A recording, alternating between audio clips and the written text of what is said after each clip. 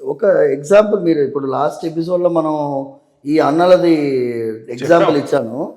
ఇంకొకటి మీకు ఇస్తాను సార్.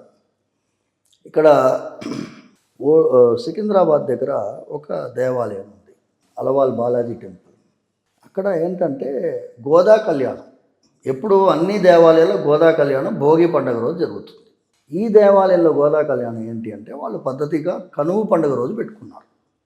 ధనుర్మాసం అయిపోయిన మరుసటి రోజు భోగి పండుగ రోజు గోదా కళ్యాణం చేస్తారు. ఇక్కడ ఏంటంటే వీళ్ళు కనుమ పండుగ రోజు పెట్టుకున్నారు. ఒక ఈవో వచ్చాడు. ఈవో వచ్చి ఇదేంటండి అన్ని గుళ్ళల్లో భోగి పండుగ రోజు జరుగుతుంది, వాడి అండర్స్టాండింగ్ అంతే.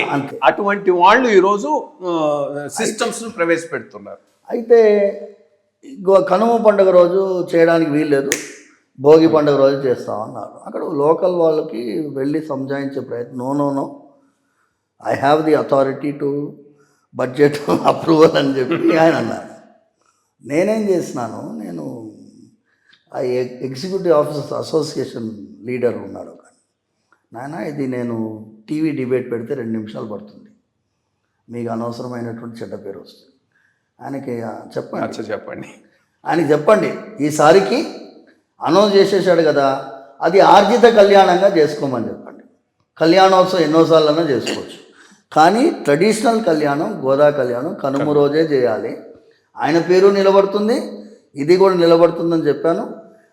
నేను మాట్లాడలేదు ఆయనతోటి, ఆయన మాట్లాడాడు.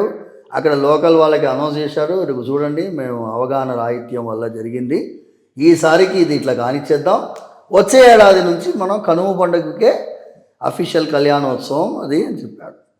అంటే ఈ వ్యవస్థ మీరు చూస్తే వ్యవస్థలో ఇలాంటి ఒక పార్టిసిపేటివ్ అప్రోచ్ రావాల్సింది. ఇది నేను ఏమంటున్నానంటే ఎండోమెంట్ యాక్ట్లో ఉంది, executive officer should arrange weekly bhajans, it should arrange ఉపన్యాసం. ఎన్ని గుళ్ళల్లో ఇవాళ రోజు ఉపన్యాసం సార్.